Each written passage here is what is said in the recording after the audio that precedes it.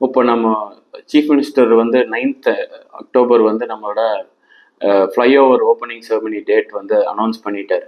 இந்த ஃப்ளைஓவர் வந்து நம்ம கோயம்புத்தூரோட ரொம்ப நாள் எதிர்பார்ப்பு. இந்த 10.1 கிலோமீட்டர் ஃப்ளைஓவர் வந்து பார்த்தீங்கன்னா இதுக்கு வந்து கோவிட் காலத்தில் ஆரம்பித்து நிறையா அந்த டைமில் வந்து ஸ்லோ பண்ண முடிஞ்சது. பிகாஸ் அந்த டைமில் ஆளுங்க ஒர்க் பண்ண முடியல. பட் என்னென்னா இப்போ 320 தூண்கள், அது பிரம்மாண்டமாக 10.1 கிலோமீட்டர்ஸில் எத்தனையோ இன்ஜினியர்ஸ், எத்தனையோ பீப்புளோட 24 ஹவர்ஸ் அவங்க ஒர்க் பண்ணி இந்த 5 இயர்ஸில் அந்த ஃப்ளைஓவர் வந்து ரெடி பண்ணியிருக்காங்க.